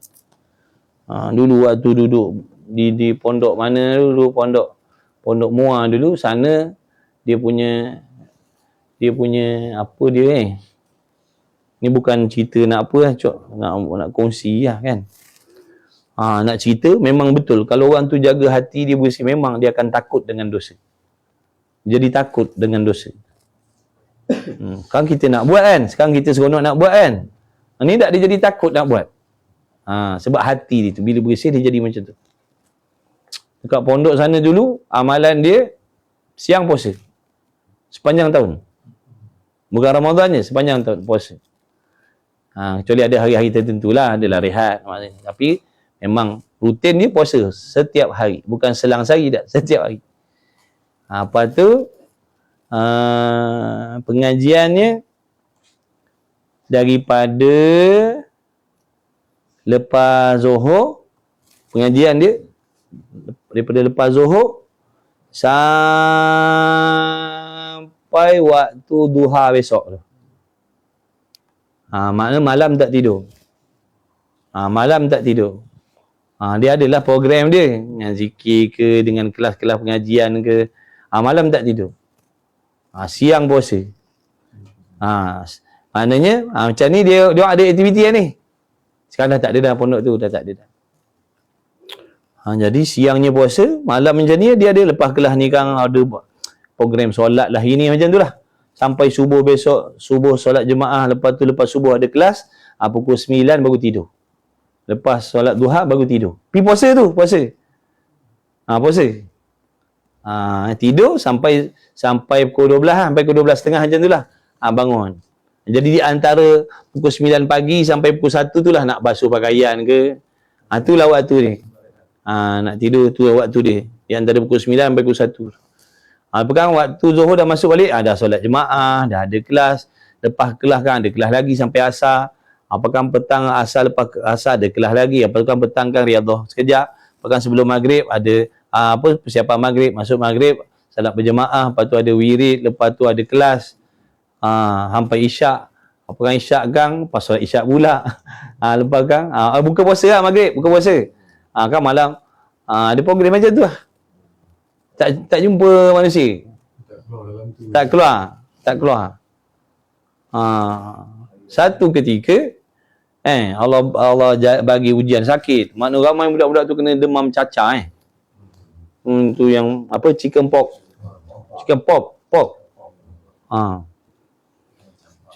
Demam campak. Suatu pondok kena. Jadi ramai yang balik lah. Kita tak nak balik. Waktu tu tak habis pantang lagi. Masa tu tak habis pantang lagi. 40 hari tak boleh keluar. Tapi tok guru kata kena keluar ni. Kau ni sakit dah berat dah ni. Satu badan dah ni. Kau pergi tu kat kampung sebelah tu ada pak cik tu lah, dia pakar ni penyakit ni. Takut bang nak keluar. Takut nak keluar. Bukan buat takut nak keluar. Takut nak keluar. Terpaksa lah keluar. Kawan bawa naik motor. Pergi. Daripada atas motor tu. Sampai ke rumah. Balik pun macam tu. Tak berani nak pandang kiri kanan, tak berani. Maknanya memang betul maksudnya. Tapi waktu tu lah, sekarang jangan buat pasal. Sekarang rugi kita rasa tak tengok dosa. Nak cerita memang betul. Bila pemakanan dia jaga pandangan, tak ada. Dalam tu tak ada tengok perempuan, handphone tak ada, TV tak ada. Telinga pun tak ada dengar orang mengumpat, semua mengaji. Lepas tu dengan puasanya lagi, malamnya dengan amalannya lagi. Memang betul lah. Memang betul. Dia bagi, makna hati bersih. Jadi hati bersih. Bila hati bersih, dia akan jadi takut lah dengan dosa tu. Yang kita sekarang ni, kita berani buat dosa, bahkan berseronok dengan dosa, bahkan bangga dengan dosa sebab hati kita dah parah. Hati kita dah parah dah. Bukan takut buat dosa, bangga dengan dosa lah pula. Dan satu hari, ada satu cerita pakcik ni. Pakcik ni, dia masa satu hari tu, saya dulu waktu Saya habis daripada kalau cuti pondok, saya meniaga ticanai. Sebab sebelum ngaji pondok dulu saya meniaga ticanai. Jadi kemahiran tu ada lah. Jadi bila cuti semester ke, dulu arwah ayah sakit jadi saya cuti panjang lah. Saya nak cari duit belanja, saya kerja lah dekat Pekan Masjid Tanah. Buat roti, pendek ceritanya, satu hari saya duduk makan dekat satu kedai, sebelah ni ada pakcik ni dengan kopiah songkok tinggi dia, songkok hitam dia. Oh, kita kata, ni orang hebat-hebat lah ni. Orang pakaian batik, baju batik dia, kasut kilat dia. Duduk meja sebelah kan. Kita duduk meja sebelah sini. Kita nak makan, kita tegur lah dia. Jemput makan cik. Lepas tu dia tengok kita, dia macam perasan kan. Dia kata, bukan awak yang meniaga tu canai kat atas. Dia kata, tak meniaga ke hari ni? Oh, dia kata, kenal lah orang ni maksudnya. Mungkin dia pernah datang, saya tak pasal. Saya kata, cuti hari ni. Cuti. Masa tu saya dah tak kerja dah, saya cakap, macam dah nak balik pondok dah. Dia kata, duduk pondok. Duduk pondok lah. Dia duduk rapat. Dia kata, saya ada benda nak tanya. Saya ni nak mencari ketenangan lah dalam dunia ni. Sebab macam-macam Allah dah bagi. Duit apa semua. Ada lah orang hebat. Dia pengurus hotel ke apa benda lah kerjaan dia. Orang banyak duit lah. Tapi saya tak ada ketenangan lah. Dia cakap. Saya tak ada ketenangan. Macam mana saya nak dapatkan ketenangan ni? Ada kawan-kawan dia kata ajak saya join tabligh. Kata, lepas tu macam mana Saya kata boleh. Tapi yang paling utama kita kena mengaji dulu. Sebab masalah ketenangan ni jiwa kita, hati kita tu ada dosa, ada maksiat dan macam-macam, ibadat kita tak betul. Jadi pada saya lah cakap dengan dia kan, baik tuan, baik pakcik belajar dululah. Bukan tak boleh nak join tabligh, boleh. Tapi sabar dulu. Baiki dulu. Padu ain ngaji dulu sungguh-sungguh, bereskan tauhidnya gini. Besok pergilah, tak ada masalah lah nak join tu. Bukan tak boleh. Tapi dalam keadaan macam ni, relax dulu. Ngaji sungguh-sungguh dulu, bereskan padu ain dulu betul-betul. Jadi dia dengar macam tu, dia rasa, saya nak ikutlah awak balik pondok. Boleh tak? Saya nak pergi mengaji, boleh tak? Jadi panjang lah cerita Ringkasnya kita kata gini, boleh pakcik nak ngaji. Tapi sebelum tu saya nak ingatkan dulu. Bila kita betul-betul dah ubah hati kita, bulat hati kita nak belajar agama, pakcik kena standby. Barangkali pakcik akan diuji oleh Allah, nak tengok secekal mana, sebenar mana niat pakcik nak berubah jadi orang baik. Allah akan uji tengok. Kadang-kadang kita diberi sakit oleh Allah, macam-macam lah nak tengok. Bahkan sakit yang Allah bagi tu nak cuci dosa kita. Sebelum kita duduk dalam golongan orang belajar tu, mana Allah nak cuci kita daripada dosa-dosa kita. Dia kata kalau begitu tak apalah, InsyaAllah saya waktu tu saya nak balik dengan adik perempuan saya, nak balik Kelantan, naik kereta api lah sedangnya. Dia kata saya kata tak payah balik naik kereta api. Dia kata nanti balik dengan kereta dia sekali lah, kita balik Kelantan sama lah dengan dia. Tak payah naik kereta api lah. Kita kata macam tu tak apalah. Dia kata minggu depan, hari Senin ke hari Selasa macam tu. Janji dia. Sampai waktu hari Senin ke Selasa nak pergi, dia kata minta maaf. Dia kata minta maaf lah, saya tak dapat nak pergi. Betul lah awak cakap. Muka ni daripada muka sampai ke kaki panas merah, bintik-bintik merah. Dia orang putih, kulit dia putih. Daripada kepala dia sampai satu badan tu merah. Tak tahu kena sakit apa dia. Dia kata betul lah awak cakap. Tapi tak apalah kata. Tak apa, saya balik dulu. Nanti kalau pakcik duduk sini, duduk berubat dulu lah. Berubat dulu, besok dah sihat apa benda semua. Kalau nak pergi pondok sana nanti bagi tahu. Saya akan tunggulah dekat Kota Baru tu. Tapi memang betul ditunaikan lah. Sebulan kot lepas daripada tu dia sihat, dia kata dia nak datang pondok. Dapat dia ngaji pondok. Alhamdulillah lah, dapat dia ngaji pondok. Lepas tu dia pergi haji, pergi umrah, rajin mengaji. Alhamdulillah lah. Tu nak cerita belajar. Bukan senang. Allah akan uji. Tapi kembali balik. Kembali balik nak cerita. Bila hamba tadi betul-betul jaga mata, jaga telinga, jaga hati, jaga makan dia, memang Allah akan kurniakan kepada dia hati yang bersih, sehingga dia jadi takut dengan dosa. Jadi risau nak buat. Mata dia jadi risau nak pandang benda haram. Telinganya jadi risau nak dengar benda haram. Dia tak nak. Itu manfaat, faedah yang Allah bagi. Kurniaan Allah. Bukan ada apa, kurniaan Allah. Dan menzalimkan olehmu dengan barang yang dikata, dan melazimkan mata dah ni mata melazim jadi lazim, menzalim pula dah.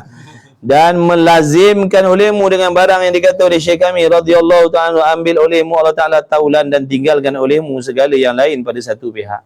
Mana bersahabatlah dengan Allah, maknanya bertaulanlah dengan Allah, bersahabatlah dengan Allah, tinggalkanlah makhluk tu di sebelah pihak yang lain. Apa maksud bertaulan dengan Allah? Beribadahlah. Itu maksud. Sentiasa mendekatkan diri dengan Allah. Sentiasa mendekatkan diri dengan Allah, berkhidmat.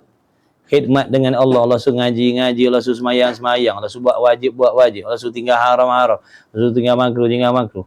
Itu bersahabat dengan Allah lah tu. Hatinya tak ada mikir lain, melainkan mikir tentang Allah, mikir tentang ibadat, mikir tentang akhirat. Tu dia bersahabat dengan Allah lah tu.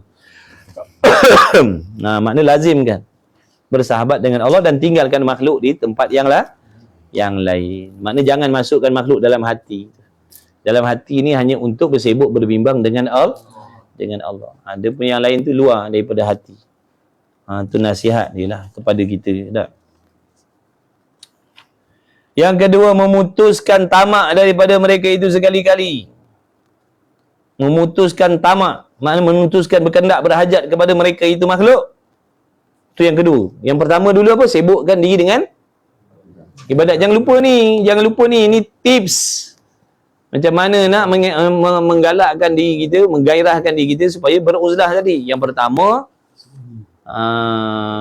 sibukkan diri dengan ibadat. Itu nombor satu. Nombor dua, jangan hati kita tu tamak untuk bertemu dengan manusia.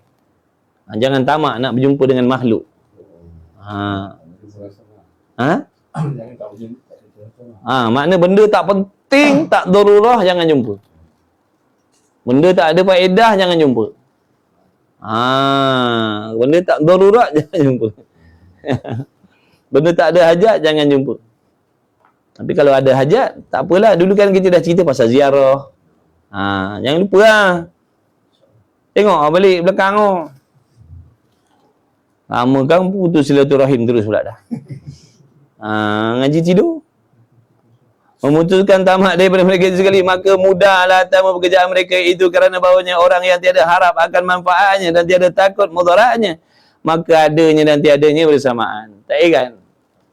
Jumpa orang pun tak ada masalah, tak jumpa pun tak ada masalah. Ada je tak ada. Tak ada pun macam memang tak ada. Tak peduli. Tak ada apa kepentingan pun. Yang ketiga, melihat akan kebinasaan mereka itu dan teringat yang demikian itu. Ingatkan kebinasaan yang dibawa oleh manusia tadi tu. Dulu awal tu dia dah cerita lah. Manusia ni, sebab manusia ni kadang-kadang kita hilang pahala. Jumpa manusia ngumpat, habis pahala kita. Dengan manusia ni kadang kita nak buat, dia komplain gini. Yang menolong kita ibadat sikit, yang menghalang kita banyak. Yang nak tolong kita jadi baik sikit, yang nak tolong merosakkan kita ramai. Jadi ingatkan benda-benda macam tu. Ingatkan benda-benda macam tu. Sedangkan diri kita ni tak kuat, diri kita lemah, sabar kita dhaif. Dan teringat demikian itu. Mana ingat selalu dalam hati, manusia ni tak boleh tolong kita ibadat, nyebukkan kita ibadat, boleh. Nak condemn kita, boleh. Nak kutuk kita, boleh. Nak tolong kita jadi baik, payah sangat. Banyak yang kutuk je. Kau sejak belakang ni aku tengok kau macam baru masuk Islam ke? Kau baru masuk Islam ke? Kau dah bertaubat ke ni? Kau terbiat kan? Kau nak mati dah ke? Tak pernah mengaji, tak pernah pakai elok-elok ni, kali kau tengok pakai macam dia bertutup pula dah. Kau buat terbiat nak mati ke apa? Kalau jenis kawan jenis mulut macam tu. Tak ke takut kita Kau mikir, aku tak nak lah pakai macam tu lagi. Tak tahan lah telinga aku dengar. Dah tak jadi buat ibadat. Dah tak jadi nak buat ibadat. Sebab takut, maknanya perkataan makhluk mengkaji, mencerca, mencela tadi itulah. Kena ingatkan benda-benda macam tu, barulah kita ada kekuatan nak meninggalkan dia. Maka melazimkan dia menolak akan dikau daripada bertaulan bagi makhluk dan berhadap kepada babullah, dekatkan diri kepada pintu rahmat Allah Ta'ala, dan mengasingkan bagi ibadat, mengasingkan diri untuk ibadat, bukan mengasingkan diri sebab berasa baik akan dia, dan mengasingkan bagi ibadat akan dia akan Allah, dan mengisah, yakni ambil berat ia hamba, mengambil berat ia Allah akan dikau, dan melazimkan dikau pintunya Allah. Makna bila kau melazim kepada Allah, Allah pun akan lazimlah kepada kita. Bila kita nak dekat kepada Allah, Allah lebih dekat lagi dengan kita. Maksud dekat ni apa? Dekat dengan rahmat, dekat dengan kasih sayang Allah, dekat dengan pengampunan Allah. Bukan maksud dekat duduk berpihak begini. Dekat dengan rahmat Allah. Bila hamba tadi sibuk berbimbang, hatinya, zahirnya bersimbang dengan ibadat, sibuk berbimbang ibadat, maka dekatlah dia dengan rahmat Allah. Tu ringkas katanya, dekatlah dia dengan Allah. Dekatlah dia dengan Allah. Maksudnya dekatlah dia dengan rahmat Allah. Rahmat Allah. Dekatlah dia dengan keredaan Allah. Mana mudahlah dia nak mendapat redha Allah. Bila dah dekat, mudah tak? Yang payahnya kalau jauh. Kalau jauh payahlah nak mendapat rahmat. Kalau jauh pun payahlah nak mendapat redha. Tapi kalau dah dekat, mudahlah. Tu maksud. Dan melazimkan dikau pintunya. Pintunya rahmat Allah Ta'ala. Duduk depan pintu. Nanti Allah buka lah. Tak? Ketuk, nanti Allah buka lah. Macam tu. Jangan putus asa daripada mengetuk pintu Allah Ta'ala. Tu kalau kata-kata apanya lah. Makna jangan putus asa daripada berusaha mendekatkan diri kepada Allah. Allah akan datang pertolongan Allah. Cuma kena sabar, kena cekal, kena sabar. Nanti akan datanglah pertolongan Allah ni disuka tengok hamba yang bersungguh.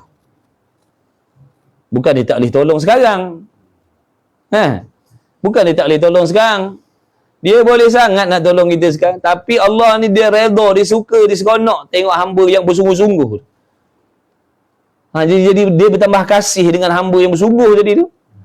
Dia ketuk. Dia tak putus asa. Dia tak patah balik. Dia duduklah situ, dia haraplah situ, dia doalah situ, dia usahalah situ. Patah balik? Tidak. Makna yang macam tu tadi menjadikan Allah redha ni, Allah seronok dengan dia. Sebab tu kita ni disuruh usaha. Bersungguh-sungguh. Dengan asbab itulah nanti dia akan mendapat redha Allah redha dia. Allah redha senanglah. Dah Allah suka kan dia. Raja segala raja suka kan dia. Yang Maha Pengasih Penyayang suka kan dia. Tak senang hidup. Manusia suka dengan kita, raja suka dengan kita pun senang dah hidup kita. Ini raja segala raja suka dengan kita. InsyaAllah. Tapi ingat, bukan dia suka dengan kita tu sama macam manusia suka dengan kita. Bagi apa yang kita nak, faham? Lagi berat-berat nanti yang datang.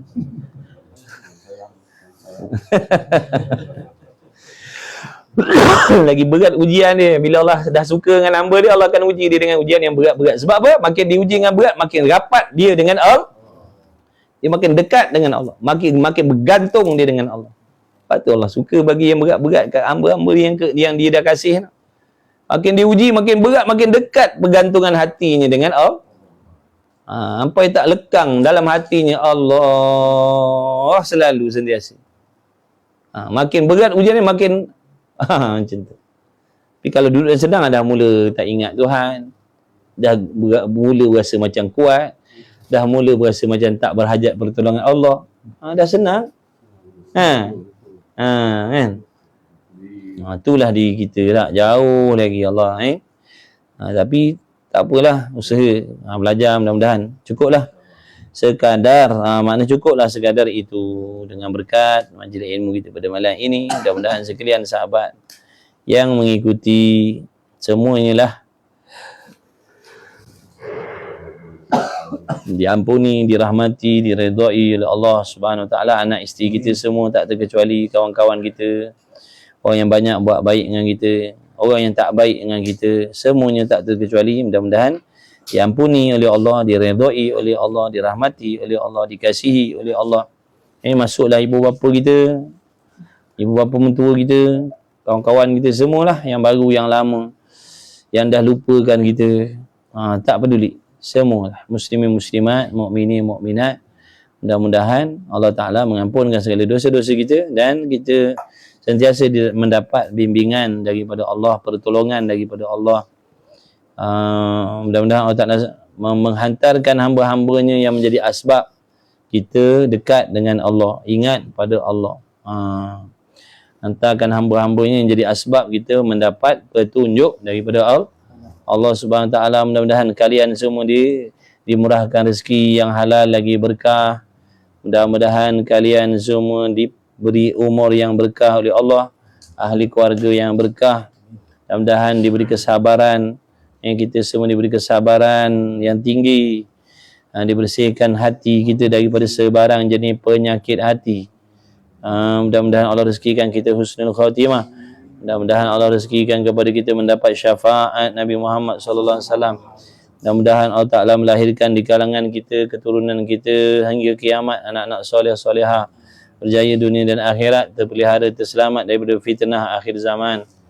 Mudah-mudahan Allah Ta'ala memberi kita peluang mendapat syafaat Nabi Muhammad sallallahu alaihi wasallam. Mudah-mudahan Allah mengampunkan dosa-dosa kita. Mudah-mudahan Allah Ta'ala sentiasa memilih, memanggil, menjemput kita duduk dalam majlis ilmu selalu. Mudah-mudahan Allah Ta'ala menunjukkan kesilapan demi kesilapan, kesalahan demi kesalahan zahir dan batin yang kita buat, agar dapat kita perbaikinya sebelum kita mati. Amin ya Rabb. Amin ya Rabbal Alamin. Bismillahirrahmanirrahim. Dan mudah-mudahan Allah Ta'ala memberi kemenangan kepada saudara kita di Palestin, di Yaman, dan di sekalian umat Islam yang dizalimi oleh orang kafir. Mudah-mudahan diberi bantuan, pertolongan, kemenangan oleh Allah Subhanahu Wa Taala dan menghancurkan musuh-musuh Allah Subhanahu Wa Taala sekaliannya. Amin ya Rabb. Amin ya Rabbal Alamin. Bismillahirrahmanirrahim. Alhamdulillahirabbil alamin. Wassalatu wassalamu ala Rasulillah wa ala alihi washabbihi ajmain. Allahumma rabbana fa'na bima 'allamtana, rabbana 'allimna alladhi yanfa'una, rabbana faqih ahlana wa qarabati lana fi dinina wa alaikum musabadakar. Wa sallallahu ala sayyidina Muhammad wa ala alihi washabbihi wa baraka wa sallam. Alhamdulillahi rabbil alamin.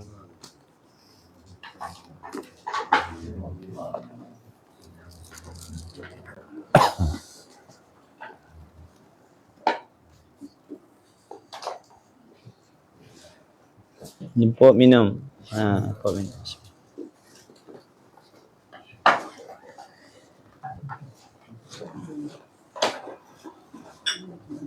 Urut time tak ada, tukang urut tak ada. Tukang urut balik Terengganu. Tukang urut balik Terengganu. Balik cuti. Ni tak tahulah dia tengok tidak ni.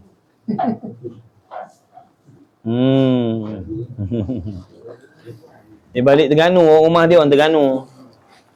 Boleh. Selamat rehat. Selamat rehat semua. Lewat dah ni pukul 1 dah. Boleh tidur. Boleh tidur. Selamat beradu. Besok insya-Allah pukul 9.30 kot. Besok 9.30 ada kelas. Insya-Allah lah. Kalau tak ada apa-apalah. Syukri. Saya nak lunjur kaki lah sikit, Syukri.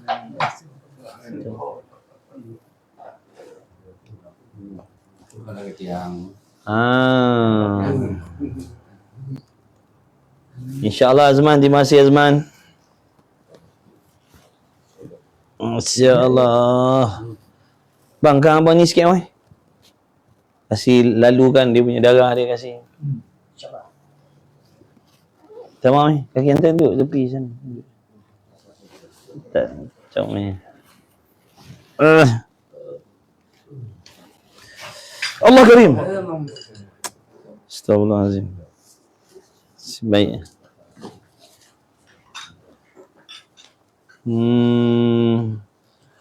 InsyaAllah.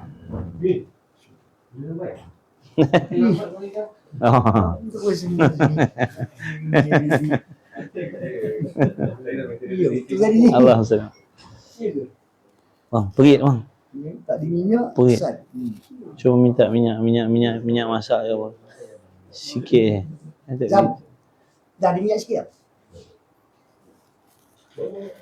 InsyaAllah. Sama-sama kita. Sama-sama kita. InsyaAllah. Doakan saya, doakan anak isteri saya, doakan ibu ayah saya. Kalian semua ni jangan lupa doakan saya dan ahli keluarga saya semua.